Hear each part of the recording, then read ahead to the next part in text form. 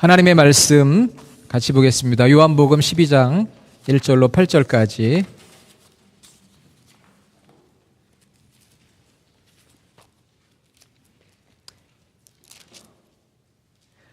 신약성경 167페이지 요한복음 12장 1절로 8절까지 같이 읽겠습니다. 6월절 엿새 전에 예수께서 베다니에 이르시니 이곳은 예수께서 죽은 자 가운데서 살리신 나사로가 있는 곳이라. 거기서 예수를 위하여 잔치할새 마르다는 일을 하고 나사로는 예수와 함께 앉은 자 중에 있더라. 마리아는 지극히 비싼 향유 곧 순전한 나드 한 근을 가져다가 예수의 발에 붓고 자기 머리털로 그의 발을 닦으니 향유 냄새가 집에 가득하더라. 제자 중 하나로서 예수를 잡아줄 가룟 유다가 말하되 이 향유를 어찌하여 300데나리온에 팔아 가난한 자들에게 주지 아니하였느냐 하니 이렇게 말하면 가난한 자들을 생각함이 아니요 그는 도둑이라. 돈꾀를 맞고 거기 넣는 것을 훔쳐 가미러라. 예수께서 이르시되 그를 가만두어 나의 장례할 날을 위하여 그것을 간직하게 하라. 가난한 자들은 항상 너희와 함께 있거니와 나는 항상 있지 아니하리라 하시니라. 아멘. 자, 우리 옆에 있는 분들에게 이렇게 한번 인사해 볼까요? 원더풀 이렇게 한번 인사해 보세요. 원더풀.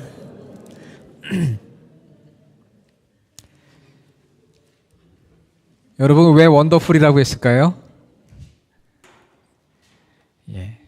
제 친구 목사님이 가르쳐 줬는데요. 원하는 것보다 더 잘 풀리기를 원합니다. 그게 원더풀이래요. 원하는 것보다 더 잘 풀리라고 인사하는 거니까 우리 오늘 야곱의 축복도 우리가 들었는데요. 옆에 있는 분에게 축복합시다. 원더풀. 여러분이 생각하는 것보다 더 잘 풀리시기를 바랍니다. 아직 풀리지 않은 분들이 뭔가 막혀있는 분들이 있으면 풀리기를 원해요. 관계도 풀리고 사업도 풀리고 좀 뭔가 풀려서 좋아지는 역사가 있어지기를 간절히 소원합니다. 추수감사 연휴를 마치고 오늘 예배를 드리는데요. 다음 주부터는 예수님의 성탄과 재림을 기다리는 대강절이 시작이 됩니다. 그래서 이 추수감사절이 끝나고 어떤 해에는 대강절이 바로 연결되는 해가 있고요. 또 어떤 해에는 한 주가 딱 이렇게 비는 때가 있어요. 올해가 그래요. 그래서 이 올해 딱 추수감사가 지나고 대강절 사이에 딱 한 주가 비거든요. 그래서 이 한 주가 빌 때는 참 고민이 돼요. 무슨 고민이 되느냐? 무슨 말씀을 전해야 되나? 추수감사절에는 감사의 말씀을 전하면 되고 대강절이 시작이 되면 이제 예수님을 기다리는 그런 말씀을 전해야 되는데 요 딱 중간에 한 주가 걸리면은요 고민이 돼요. 그래서 오늘은 관계성에 대해서 여러분과 좀 말씀을 나누려고 합니다. 여러분 추수감사 절기 동안 행복하셨어요? 행복하셨습니까? 아멘. 행복이 어디에서 오나요? 행복에 감사해서 오죠.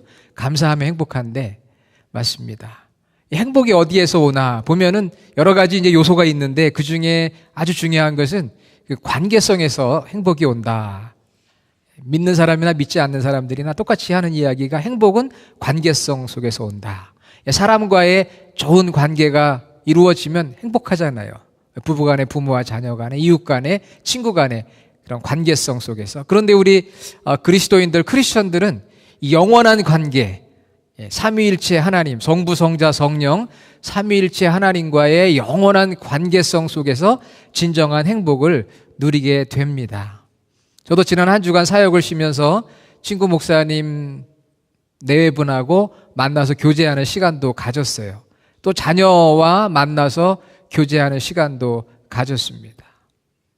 만남을 통해서 행복을 누립니다. 그리고 여러분 오늘 우리 성도들이 한 주간에 각각 지내다가 다시 만나서 대화를 하고 관계를 갖게 되니까 행복해요.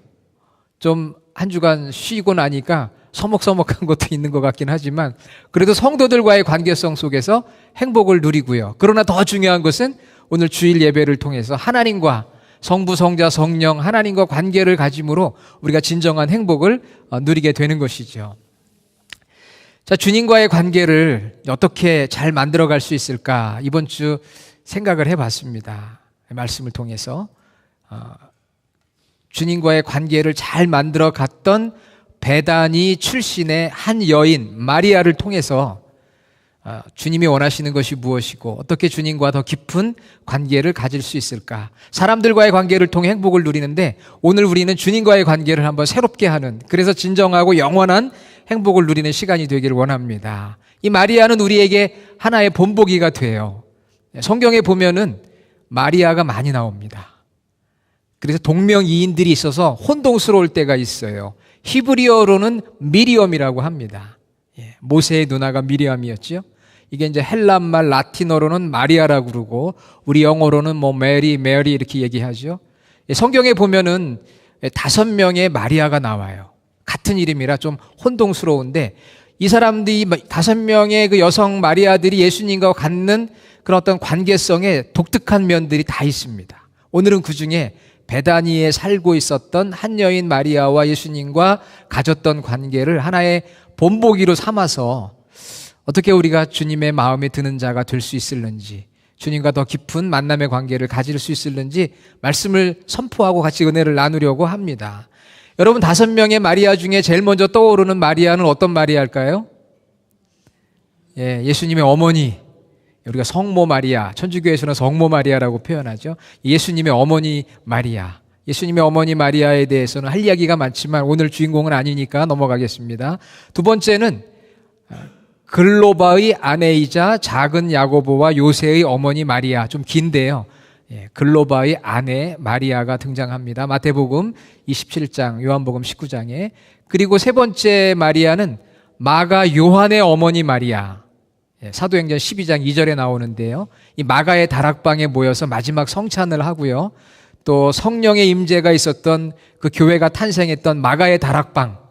이게 이제 그 어머니 이 마리아의 아마도 소유였던 것으로 생각을 합니다. 그리고 초대교회 성도들이 모여서 같이 애찬을 나누고 기도했던, 그래서 예수님을 섬기고 성도들을 섬겼던 마가 요한의 어머니 마리아가 있고요. 그 다음에 네 번째 또 마리아 하면 떠오르는 인물이 누가 있을까요? 막달라 마리아. 예수님과 관련돼서는 아주 흥미있는 인물로 그렇게 소개가 되고 있지요. 막달라 마리아. 왜 막달라 마리아죠? 막 달라고 해서 막달라 마리아라고 생각하면 안 되고요. 막달라라고 하는 지방이 있었어요. 막달라 출신의 마리아입니다. 오늘 마리아는 베다니 출신의 마리아고요. 이 막달라 마리아는 7 귀신 들렸다가 치유를 받고 주님 앞에 헌신했던 여종이에요. 그래서 예수님의 사역 동안 가까운 거리에서 예수님을 섬기고 제자들을 가까이서 섬겼고요. 예수님의 십자가와 부활의 사건에 동행했고 부활의 증인이 되었던 여인입니다. 막달라 마리아에 대해서도 할 이야기는 많지만 오늘 5번째 이 베다니의 마리아, 오늘 예수님과 어떤 관계를 가졌는가. 자, 첫 번째는요, 이 베다니 마리아는 마음이 겸손했어요. 마음이 이게 오픈이 되었습니다.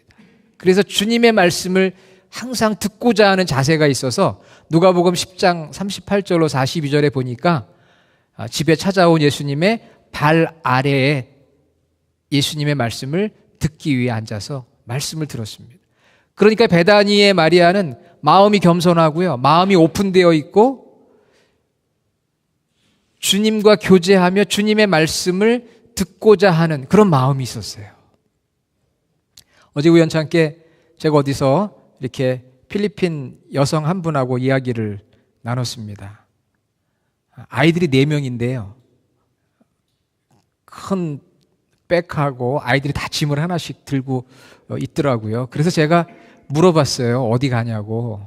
물론 한국말로 물어본 건 아니고요. 영어로 어디를 가느냐 그랬더니 자기 집에 LA인데 추수감사 지키려고 여기 다우존옥에 친구가 있어서 친구 집에 며칠 묵다가 지금 LA를 이제 가려고 있다고 하더라고요. 그래서 왜 내일 일요일인데 더 있다가 내일 가지, 오늘 토요일 날 이 저녁 시간에, 그때가 저녁 시간이었거든요. 그 저녁에 가려고 하느냐 그랬더니 이분이 그러는 거예요.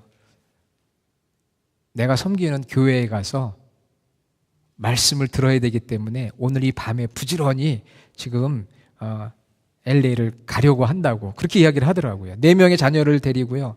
또 보니까 이 손을 다쳤어요. 손을 다치고.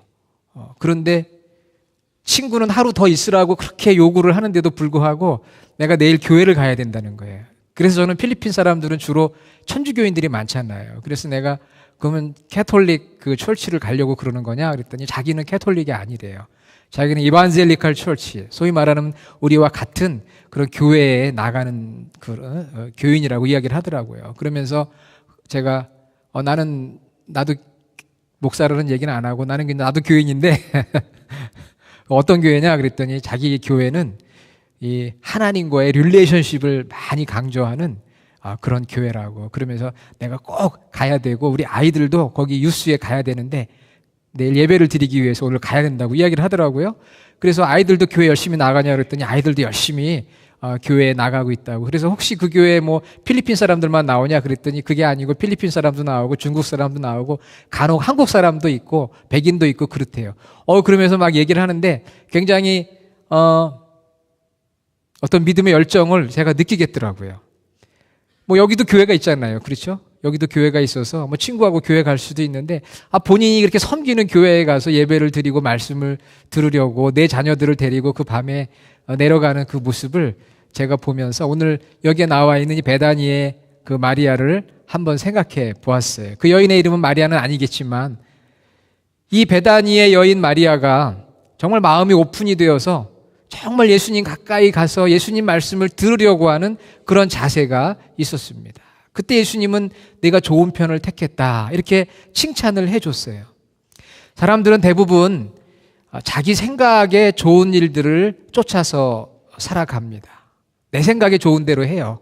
그게 우리 사람이지 않겠어요? 그런데 예수님이 보실 때 좋은 것이 무엇일까? 이것을 생각하고 실천하는 사람들은 많지 않습니다. 내 욕심과 세상의 분주한 일들을 쫓아 우리가 살아갈 때가 많은데 이 베다니의 마리아는 예수님이 보실 때 좋은 게 무엇일까? 내가 예수님 앞에 나가서 그분과 교제하며 그분의 말씀을 듣는 것, 이것이 예수님이 좋아하는 일이지. 그래서 주님 앞에 나아갔던 거예요. 그래서 그곳에 나가서 주님의 말씀을 듣고 진리를 깨닫고 그것이 바로 그 신앙의 여정의 인생의 여정의 시작이 되었고 앞으로 나갈 수 있는 어떤 파워, 동력이 될 수가 있었던 거지요. 받은 말씀이 없고 받은 은혜가 없으면 앞으로 나아갈 수가 없어요. 인간적인 감정과 생각과 행동대로 살아갈 수밖에 없고요. 작고 사소한 일에 넘어지고 비판하고 시험에 빠지기가 쉽습니다. 그러므로 이제 대강절을 앞두고 있는데요. 추수감사절을 지내고 오늘 한 주 이 빈 시간에 내가 주님과의 관계성을 좀 새롭게 해야지. 지난 추수감사절 기간 동안에 가족들과의 관계성 혹은 뭐 친구들과의 관계성 또 오늘 저희들이 만나서 성도들과의 관계성을 맺는데 제일 소중한 관계는 주님과의 관계잖아요. 그것이 바로 영원한 관계인데 어떻게 하면 되느냐? 그분의 말씀을 사모하고 그분과 만나기 위해서 주의 말씀이 선포되고 주의 말씀이 기록된 곳으로 내가 한 걸음 더 나아가는 것, 그것이 바로 베다니 마리아의 자세였고 주님과 우리의 관계를 새롭게 하는 것이지요. 자, 두 번째는 고난 속에서 주님을 더 사랑했습니다. 고난. 오늘 요한복음 12장을 읽었는데요. 11장에 보면은 이 마리아의 가정 이야기가 나와요. 이 마리아는 3남매예요. 언니 마르다가 있고 오빠 나사로가 있습니다. 3남매. 여러분 3남매 가정이 있으실 거예요. 3남매를 둔 우리 부모님들도 있을 거고. 자, 그런데 여기 오빠가 갑자기 죽었어요. 지금하고 달리 2000년 전 유대 사회에 남자는 모든 책임을 지는 가장의 역할을 합니다. 그런 오빠가 죽었을 때 여자로서 할 수 있는 일이 없어요. 힘들고 어려운 시간들이 다가옵니다. 중병으로 죽었어요. 예수님을 만나서 예수님의 제자로 신앙을 성숙시켜 나가고 애를 쓰고 있는 이 마리아의 가정에 어려운 일이 생긴 거예요. 오빠가 죽은 거예요. 믿음이 흔들릴 수밖에 없지 않겠습니까? 우리가 믿음 생활하다 보면 여러 가지 고난과 시련이 오는데 이 고난과 시련을 잘 감당해야 됩니다. 충격이지만 그 과정을 통해서 예수님께서 나사로 오빠를 살려주십니다.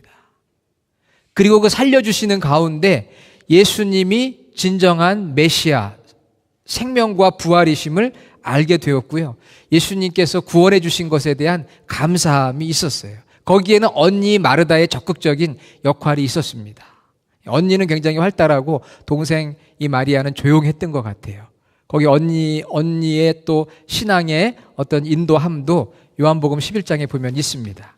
자, 거기에서 이 마리아가 오빠의 그 죽음과 또 다시 치유되고 살아나는 과정을 통해서 잠시 고난이 왔지만 주님께서 그것을 외면하지 않으시고 돌보시고 그 모든 과정 속에서 예수님만이 참 생명이고 부활이라고 하는 귀한 진리를 깨닫게 되었습니다. 여러분, 고난이 올 때 이것을 통해서 주님이 나에게 말씀하시는 것이 무엇이고 이것을 통해서 주님의 생명과 능력이 나타날 수 있다고 하는 그 믿음을 갖고 살아가는 것이 바로 우리 성도의 자세입니다.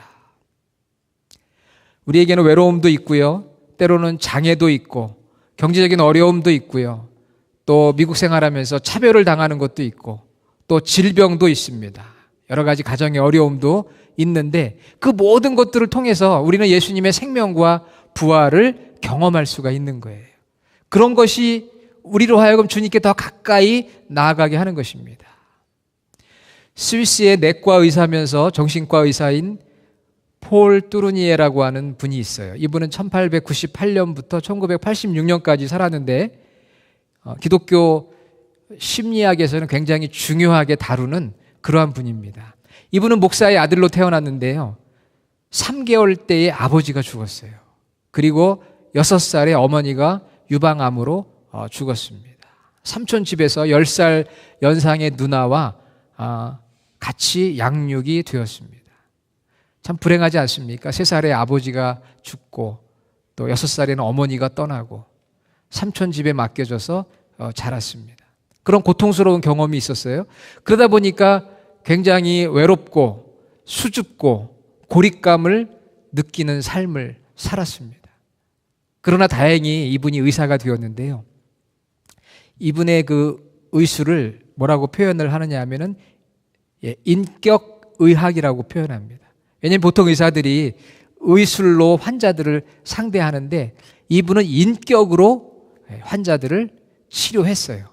그런데 그 인격 속에 담긴 것은 무엇이었느냐 하면은 바로 하나님의 사랑이었습니다. 그래서 의술로만 환자를 치유하는 것이 아니라 그 환자가 이 고통을 통해서 성장할 수 있도록 몸이 치유되는 것만이 아니라 그의 심령과 정신세계가 성장할 수 있도록 돕는 그런 인격의학, 전인치유, 여러분 들어보셨죠? 전인치유의 장을 열었습니다. 이번에 우리 지훈이가 간이식 수술을 성공적으로 마치고 중환자실, 일반 병실을 거쳐 지난 금요일인가요? 집으로 이제 돌아왔다고 합니다. 이야기를 들어보니까 그 권사님, 그 엄마의 역할이 굉장히 중요했더라고요. 의사들에게 가서 사정하고 도와달라고 애끓는 그런 사연을 결국은 이제 의사들이 듣고 여러 가지 과정을 통해서 치유되는 데 중요한 역할을 했다고 해요. 아마 저희 같았으면 잘 못했을 것 같아요. 그런데 그 적극적인 성격과 또 유창한 영어 실력으로 의사들을 어떻게 설득을 잘해가지고 좋은 결과를 얻었습니다. 물론 하나님의 인도하심이고 하나님의 은혜라고 다 우리가 고백을 하고 실제 그렇습니다. 그런데 이 병원에 가면은 우리가 기대했던 것만큼 그렇게 의사들의 손길을 대하기가 참 어렵다고 해요. 의사들이 와가지고는 이렇게 지훈이가 있는데요. 와가지고 Are you okay? 이렇게 물어본대요. 그럼 뭐 그냥 뭐 오케이지 뭐 어떡하겠어요. 그 한번 물어보고 그냥 얘기하고 가고. 그러니까 막 그 옆에서 그걸 보는 사람은 너무 마음에 애끓는 거죠. 35년 동안 옆에서 그 사랑하는 자녀를 키웠던 엄마가 너무 잘 아는 거예요. 너무 잘 알아요. 어떻게 해야 되는지.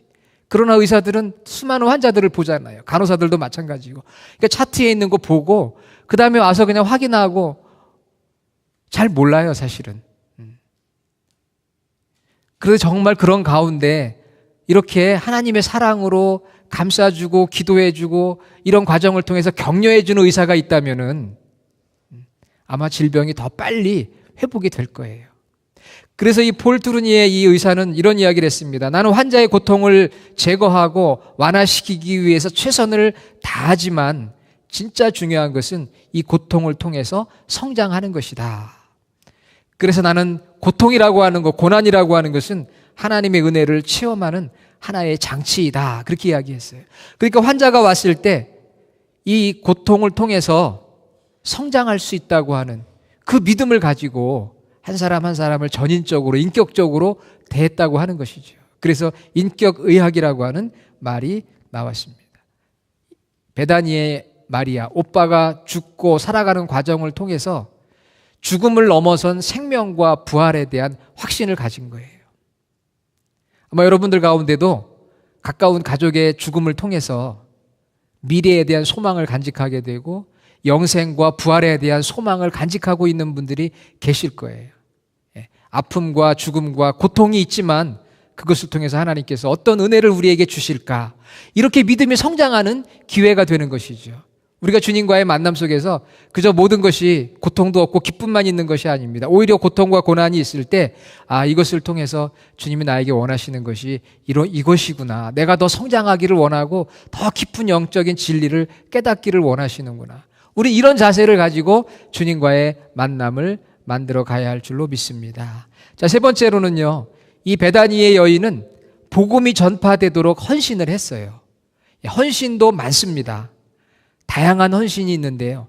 예수님께서 이 여인의 헌신을 칭찬을 하셨어요.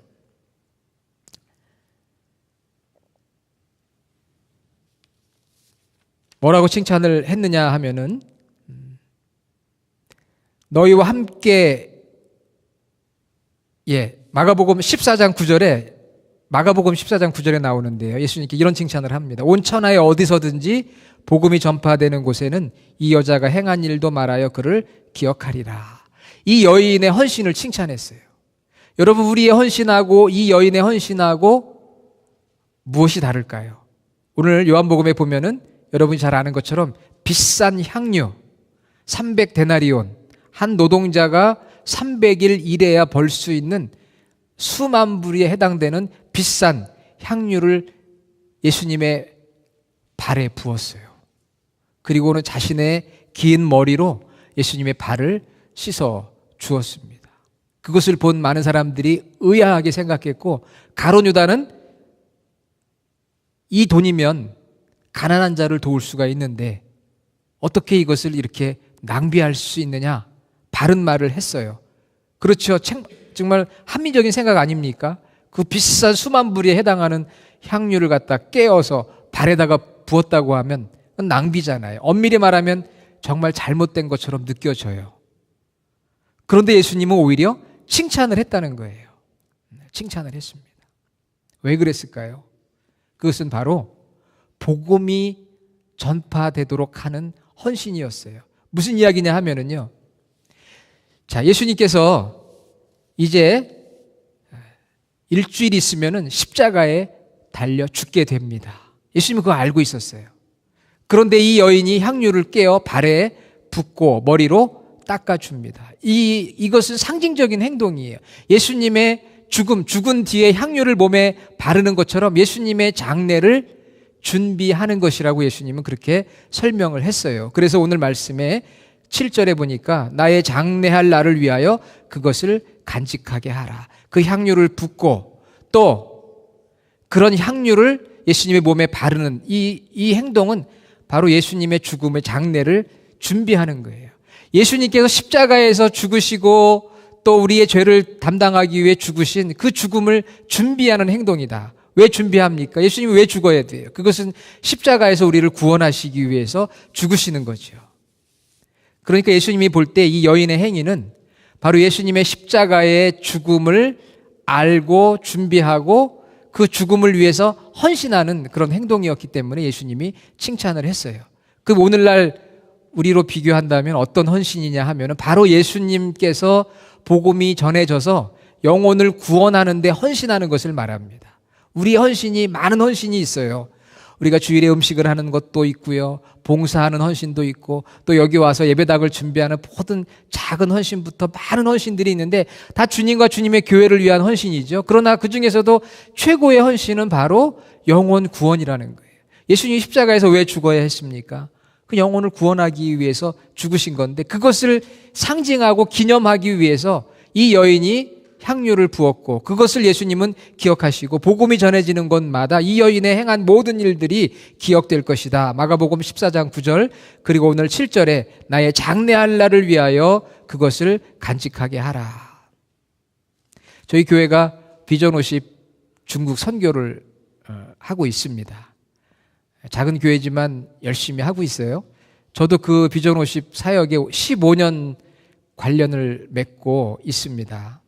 제가 그 로스펠리지 교회 부목사로 있으면서 그 윤 목사님께서 이 비전 50을 위해서 헌신할 때 교인들이 잘 이해를 하지 못했어요. 왜 이해를 하지 못했냐면은 중국에 장학금을 꼭 가져다 줘야 하느냐. 지금도 물론 그런 질문이 계속 있습니다. 우리 LA에도 장학금이 필요한 학생들이 있고 우리 교인들 중에도 장학금이 필요한 학생들이 있는데 꼭 굳이 중국까지 가서 그렇게 장학금을 전달해야 되느냐. 굉장히 합리적인 질문이고요. 저도 그런 생각을 했어요. 목사님을 잘 이해를 하지 못했습니다. 왜 저렇게 중국에 가셔서 수많은 학생들에게 장학금을 줘야 되는가. 그런데 지금 보니까요. 15년이 지났는데요. 그 장학금을 받고 자란 수많은 학생들이 목회자가 되고 선교사가 되고 평신도 지도자가 되고 교회를 섬기고 그들이 또 더 많은 사람들을 섬기면서 중국 복음화를 위해서 그리고 그 중국을 넘어서 그 동남아시아 이슬람권 그 지역에 복음이 전파되는 것을 제가 지금 보니까요. 그 헌신이 참으로 맞았구나, 귀했구나 그런 생각을 합니다. 물론 우리 교회도 이 지역에서 여러 모양으로 복음을 전하기 위해서 애를 씁니다. 광고도 하고 돈이 들어가요. 그런데 물론 하나님의 뜻이 계시겠지만 미국에서는 마음만 먹으면 복음을 들을 수 있는 기회가 참 많아요. 사방에 교회들도 많이 있고요. 그러나 정말 교회가 없는 지역들도 많이 있고요. 한 번도 복음을 들어보지 못한 그런 수많은 영혼들도 있습니다. 주님의 관심은 골고루 있지만 특별히 복음을 들어보지 못한 그런 족속들에게 주님의 관심이 있어요. 그것을 위해서 내가 헌신하는 것. 그것이 주님이 보실 때는 이 베다니 마리아의 헌신처럼 참으로 귀한 헌신인 거죠. 그것이 긴급하고 시의적절한 헌신입니다. 이제 예수님이 십자가에서 죽을 날이 다가왔기 때문에 가난한 자들은 항상 있어요. 그래서 언제든 도울 수 있지만 이제 주님을 위해서 향유를 붓는 이 일은 이제 일주일 지나면은 기회가 없습니다. 기회가 없어요. 정말 기회가 없습니다. 그래서 예수님이 보실 때는 이 헌신이 귀한 거예요. 기회가 없기 때문에. 단 한 번의 기회이기 때문에. 저희들의 헌신이 늘 아무 때나 할 수 있다고 우리가 생각을 하지만요. 그렇지가 않습니다. 시적절한 타이밍이 있는 헌신. 그게 중요해요. 우리 주님의 교회도 우리 주님의 교회의 성장에 따라서 타이밍에 맞는 헌신이라는 게 있어요. 이럴 때는 이게 필요한데 필요할 때 딱 맞는 헌신이 있다는 거예요. 그래서 주님이 칭찬을 해 주셨어요. 긴급하고 중요하고 시적절한 헌신을 이 베다니 마리아가 보여주었습니다. 사랑하는 여러분, 우리가 사람들과의 좋은 관계를 통해서 많은 행복을 누립니다. 그러나 오늘 다시 한번 우리가 예수님과의 관계를 회복하는데요. 그 관계의 출발은 주님의 말씀을 듣는 자리에 내가 나아가는 것이고요. 그리고 우리 가운데 있는 어떤 고난 속에서도 이 고난을 통해 주님이 내게 무엇을 말씀하시는지 더 주님을 알아가고 사랑하고 신뢰하는 것이고요.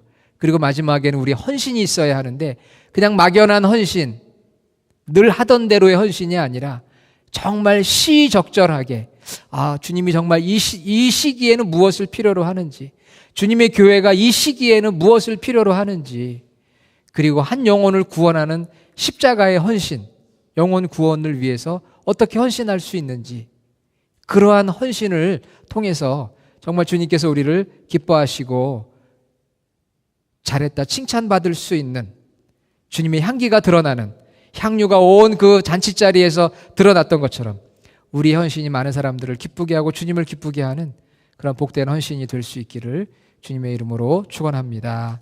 기도하겠습니다. 아버지 하나님 감사합니다. 추수감사절을 지내고 이제 주님의 오심을 기다리는 대강절, 그 사이 한 주를 저희가 보냅니다. 베다니 마리아가 주님을 만나 성장하였고 고난을 통해 깊은 진리를 깨달았고 그리고 더 나아가서 헌신하였던 것을 보았습니다. 오늘 이 자리에 있는 저희들이 예배 가운데서 주님을 만나게 하여 주시옵소서. 주님 앞으로 달려나와 주의 말씀을 사모하는 저희들이 되게 하여 주시옵소서. 우리의 눈이 사람을 향하여만 있지 않게 하시고 주님을 향하여 있게 하여 주시기를 원합니다. 내게 있는 여러 가지 어려움과 고난 속에서도 주님을 놓지 않게 하여 주시고 이 고난 가운데서 주님이 원하시는 것이 무엇인지를 알게 하시고 또 우리의 참 확실한 진리를 붙들고 나아가게 하시고 주님의 나라 확장을 위해서, 영혼 구원을 위해서 주님이 원하시고 기뻐하시는 헌신을 드릴 수 있는 저희 모든 성도들이 되게 하여 주시옵소서. 예수님의 이름으로 간절히 기도드립니다. 아멘.